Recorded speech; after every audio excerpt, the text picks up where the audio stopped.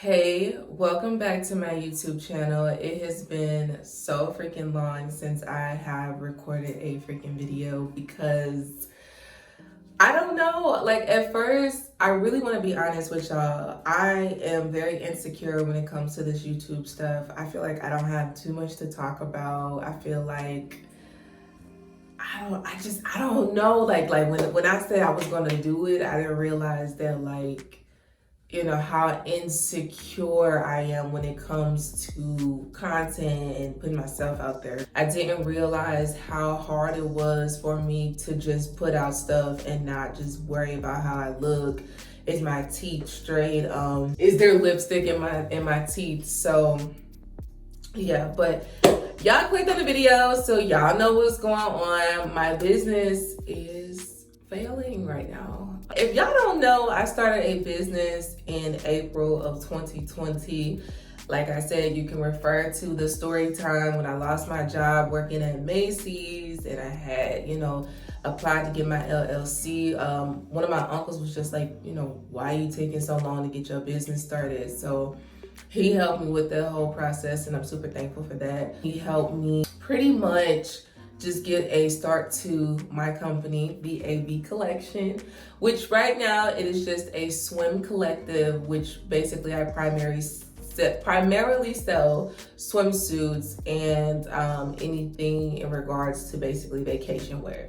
If y'all don't know, which I need to do, I need to do a story time of how I really got into fashion, but here's pretty much a short synopsis of how I really pretty much got into fashion. Honestly, I started fashion back when I was like 5 or 6 years old, and it was something that I was really into from there, y'all. I used to make clothing for my dolls out of tissue papers. I have aunts and cousins with stories about how I used to convert sheets into clothing. And so I've always known that that was the path that I was supposed to go on. I've always known that I was going to be in the fashion industry. Fortunate enough for me, it turned into something even more with hair and makeup over the years. But pretty much the short version of it all is I got into fashion around 5 or 6 years old. I started sketching at 8 or 9. By 10 through 11, I was making my own dolls clothing.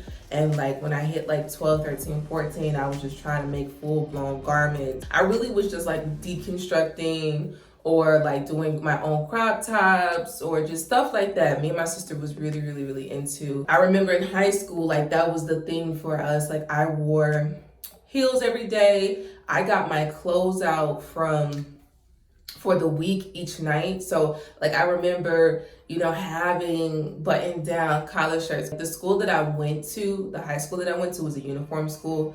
Of course, I was never in uniform because my uncle worked there and we just bent the rules. But for the most part, within the guidelines of the school colors, I would try to stay into that. And so I would wear these funky collar shirts, or I would take the seams out of my shirts and, reconstruct it. And I had these big gaudy earrings.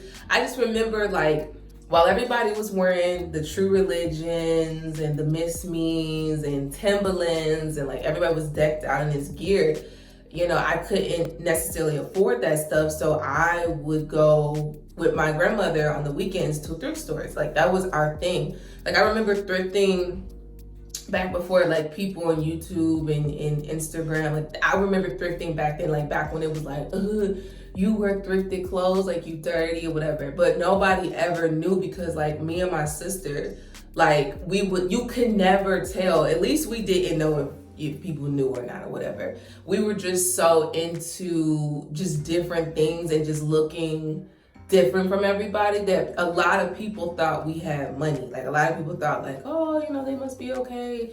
And really, things was very tight. Things were very tight with my grandmother raising us, but we just was so still innovative and creative. We were down to our nails. Me and my sister used to do our nails.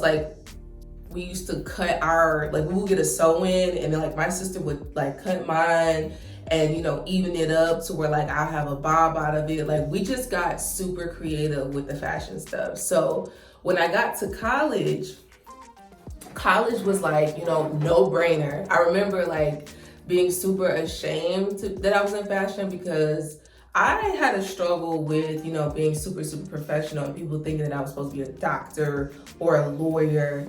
And it just wasn't, people think that I'm supposed to be a doctor or a lawyer, right? But I struggle with the fact that like I'm a creator and like this is what I like to do, but it wasn't necessarily going to bring in any money.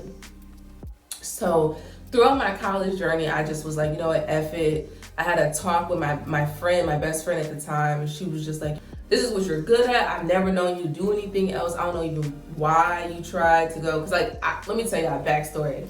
So like I applied to do like my freaking education at this school, this HBCU named Johnson C. Smith University. I was going to study political science and that was just going to be it.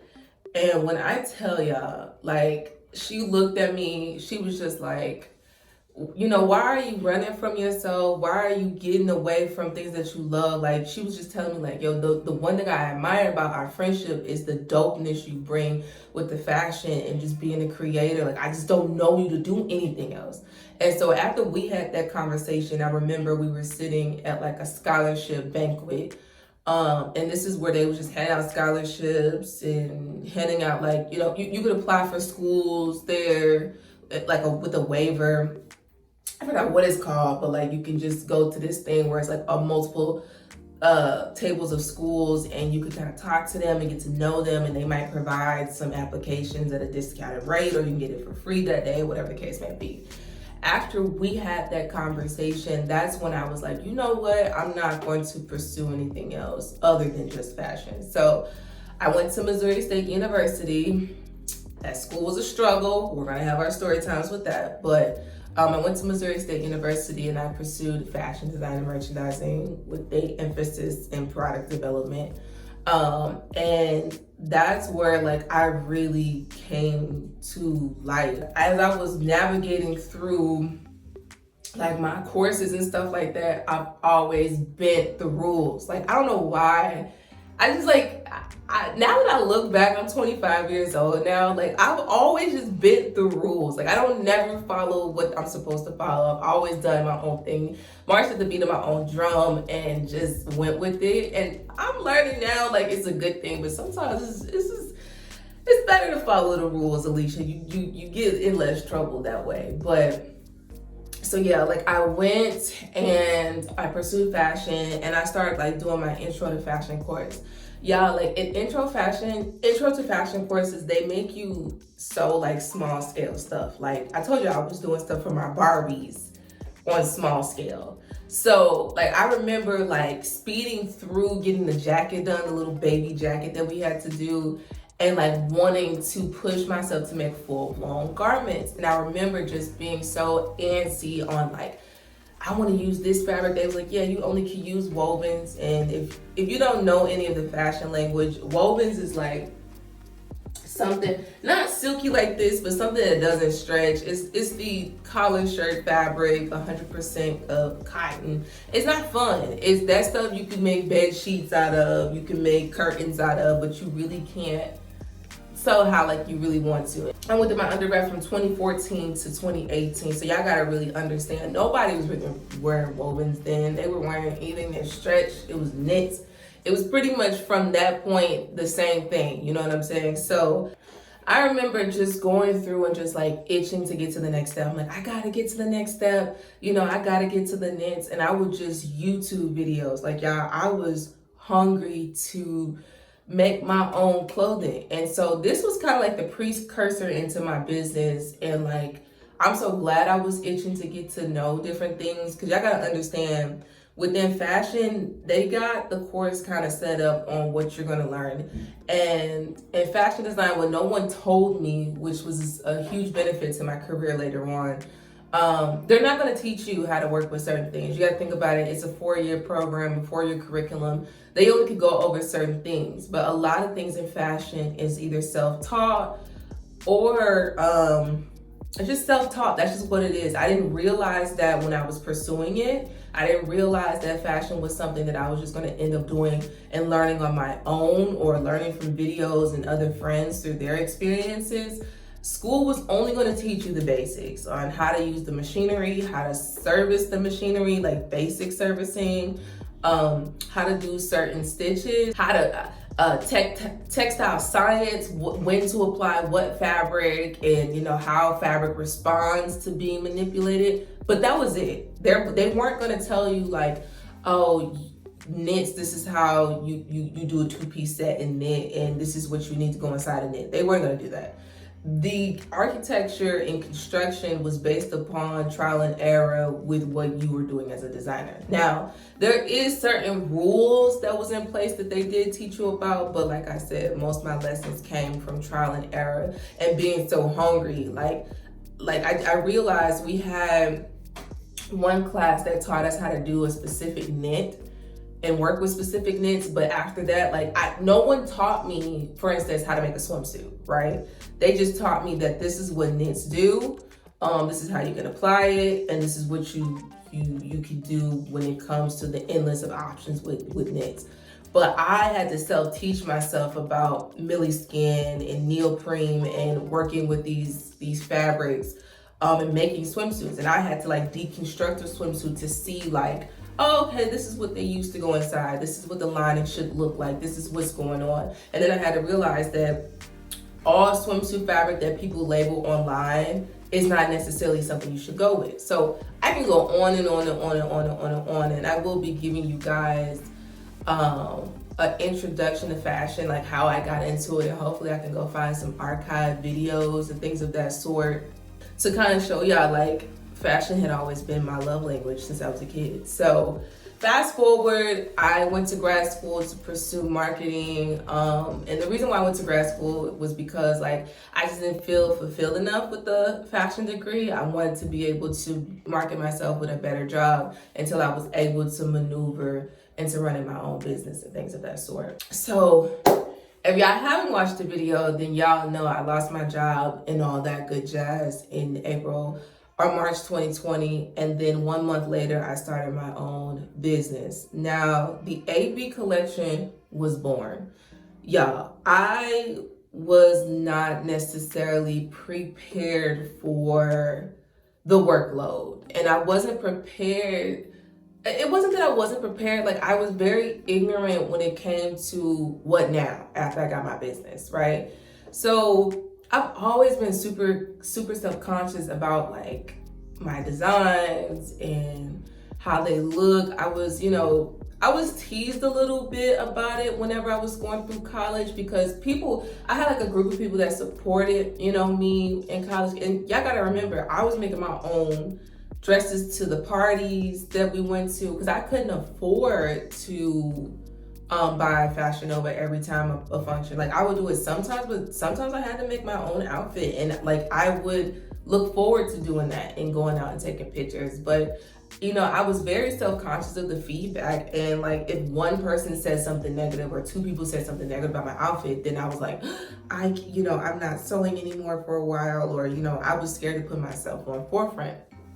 So when I started my business, that same insecurity kind of kicked in, and I don't know. I thought, when you started a business, it's oh, it's going to be this huge stream of income. It's going to be consistent. You're going to be great. No, with running your business, the things that people don't tell you about, the things that they don't really explain to you is that you have to be the one to come up with your itinerary. So your business, what I realized for me, the internet doesn't necessarily guarantee you an endless flow of money. And let me begin with the internet, and then we're gonna maneuver into, how I've been marketing myself and how I've been making money, right?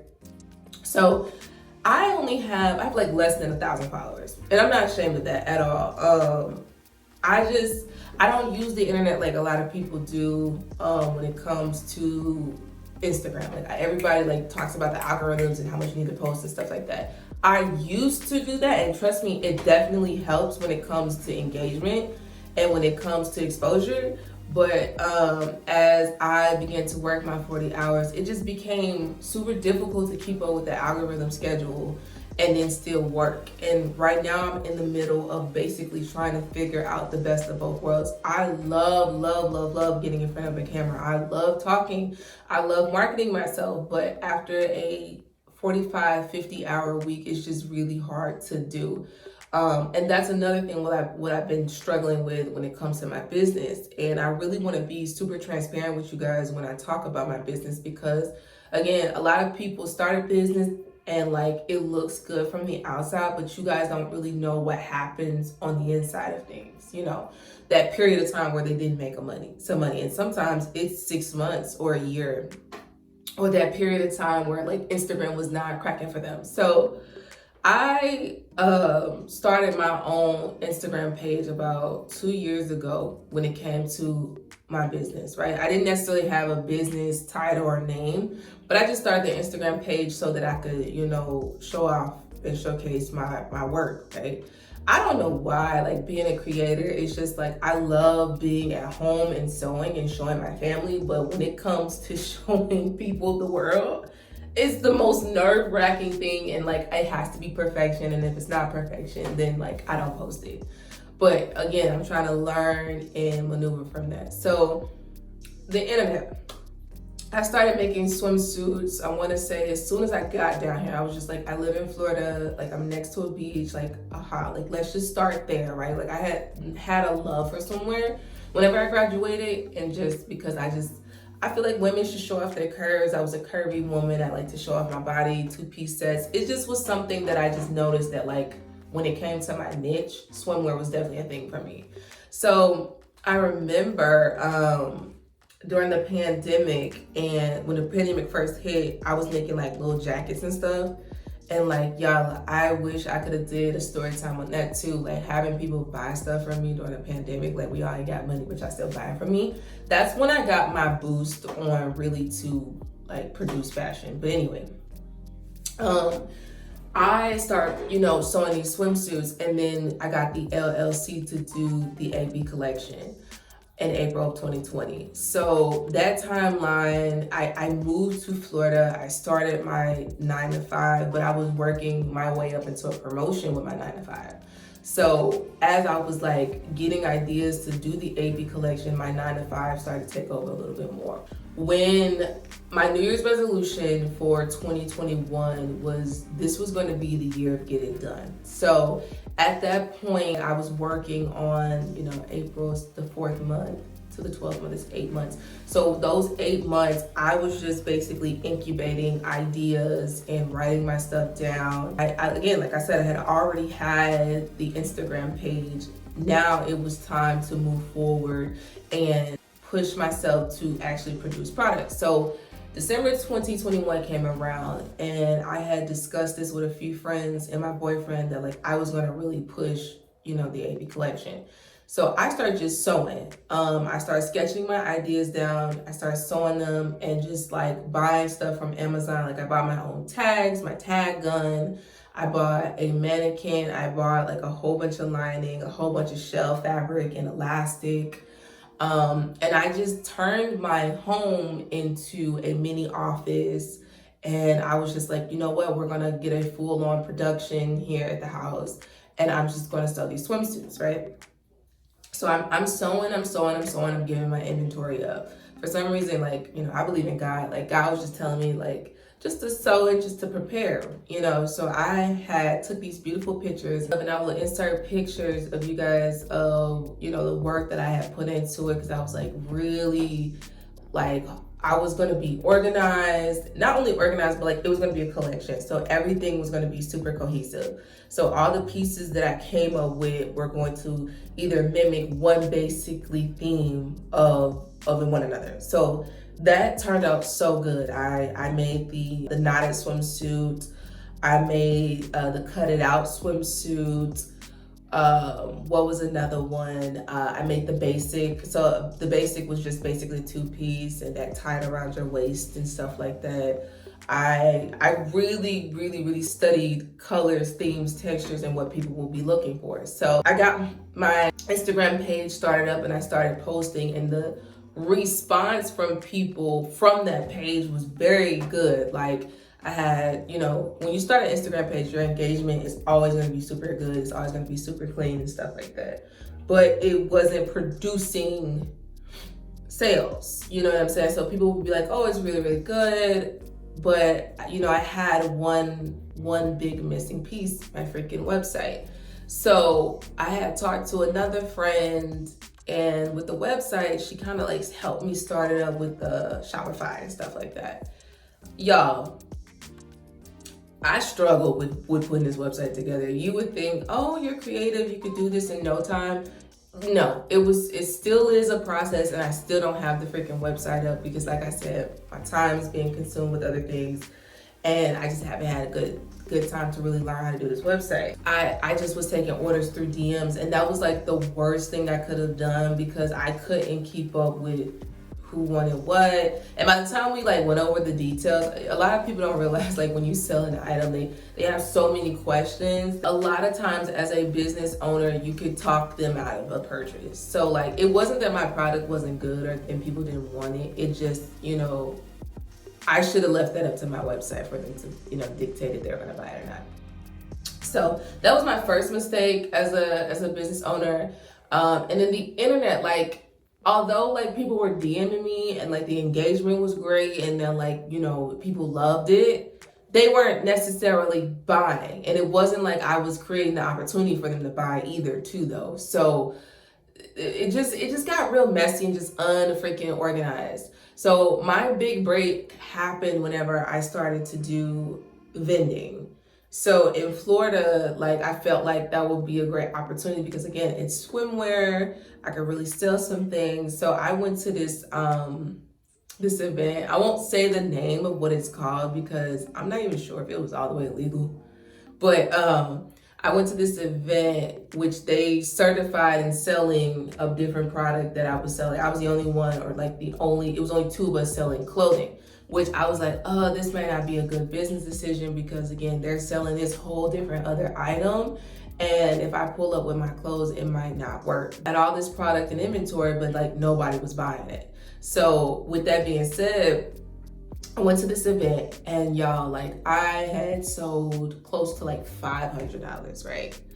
$500 worth of merchandise. Like, if my swimsuits on average is about $40, $50. So if I sold 500, I had to sell eight of them to really make that 500 goal. And y'all don't understand, like, it's still, when I sold my first swimsuits, oh my God, like that feeling like somebody liked what I made and like they just came. And it was just so crazy. Like, I still was standing there as they were handing me the money, like, here you go. And I was like, you really want to buy my stuff? Like, you really think this is cute? And I got to stop doing that. I really, as a business owner, I have to stop doing that because I really be talking people out of buying stuff for me. But yes, I got a big break at that event, and I had lined up another event. And that one was like $250. I think I only sold like 4 swimsuits at that event. But like I said, small scale events. It wasn't necessarily like going to Shopapalooza or, you know what I'm saying? It wasn't nothing like that. It was just more so events catered around just little small scale events. So I was like, okay, cool. Between the two events, I think it was like a week between the two, and I had made close to about $750, $800, right? And I was like, oh, okay, I'm on the up and up. And so I started booking other events, and this is where like I shot myself in the freaking foot when it came to my business. So I went to this event and I didn't scope it out. Like, I didn't do my research. It just said, like, on the advertisements through, what is that freaking thing called? I forgot what's the website again. It's like one of those websites that like you go in the city and figure out what's going on, So I had just started applying my $50 fees because that's what it costs. Like, it's like $50 to $60 to be a vendor at certain events. And I went to this one event, y'all, and I did not sell but one swimsuit. So I was pissed because like I like to get my investment back. So at least I got my investment back for being there. But like as a business owner, time is money. And when I'm not making enough money, I just get super, super, super frustrated. And that is what discouraged me a lot because my finances begin to take a turn. Since I wasn't making enough money to produce my swimwear, as a business person, if you guys are into marketing or if you're into numbers, when you're not producing any type of income, you have to now tap into disposable income from your job, right? And trying to make a living in Florida and then, trying to navigate a business off of just disposable income is the most hectic process because I not only have to think about myself, I have to think about my boyfriend, my significant other, and supporting what we're doing. And so when I wasn't producing the income that I wanted, it was just a frustrating process. And so I had went into this funk, like I want to say it's September now, so I want to say from that event, that was July, August, September. So it's been like a total of 10 weeks and I have not sold anything. And I'm gonna be realistic with y'all, like that's a lie. I sold a few things. I sold a few, but I didn't sell, how much I really want to sell. And like, I really want to be transparent when it comes to this business thing.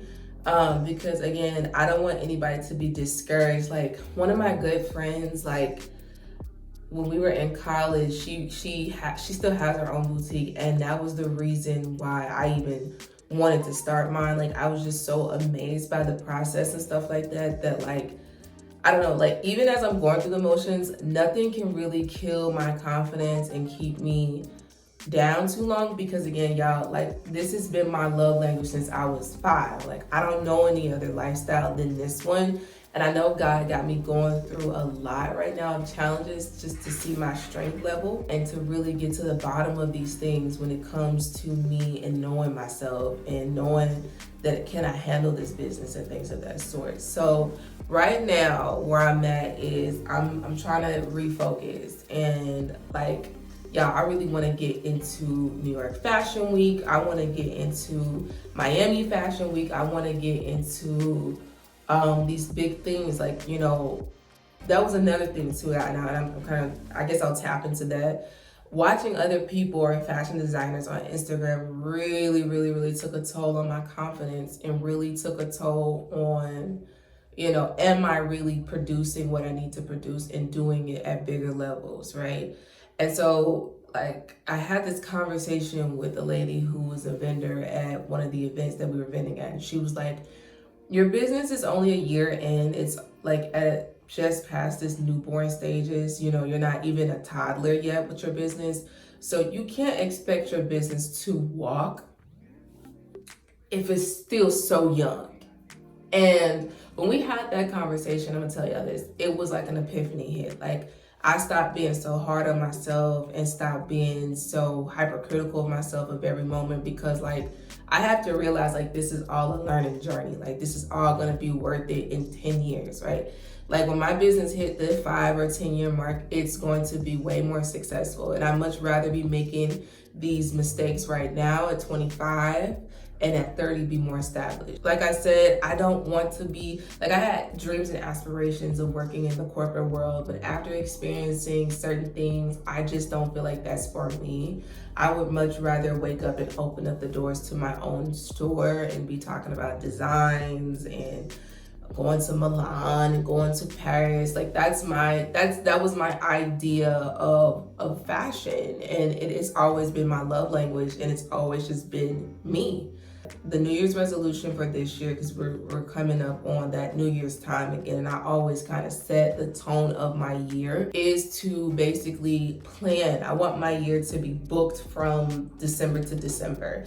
I want to be in big festivals like the Rolling Loud Festival, Miami Swim Week, New York Fashion Week.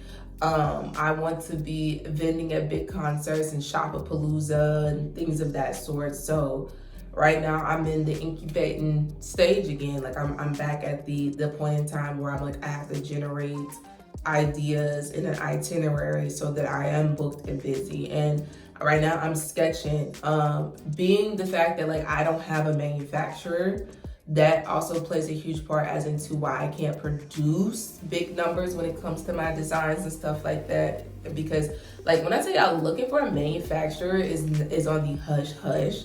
Nobody can necessarily get their hands on a good manufacturer. And if you do, it's top knit secret. They're not gonna show it to you or just, you know, really tell you about anything. So right now I'm looking for a manufacturer. I'm looking for a couple of staff members, a couple of employees. And yeah, so you guys, I just wanted to come on here and be just super transparent with you guys about how my journey has been. And I just wanted to really talk to you guys about how it really is running a business. And when I tell y'all, it's not easy, but it's obtainable.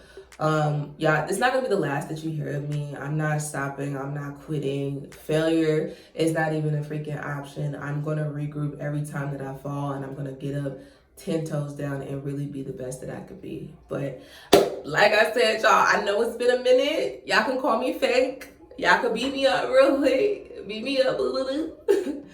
I'm going to be a little bit more consistent. I'm gonna tell y'all some real nitty gritty stories because I just feel like, you know, somebody out there needs this information. But until next time, ladies and gents, I will see y'all later.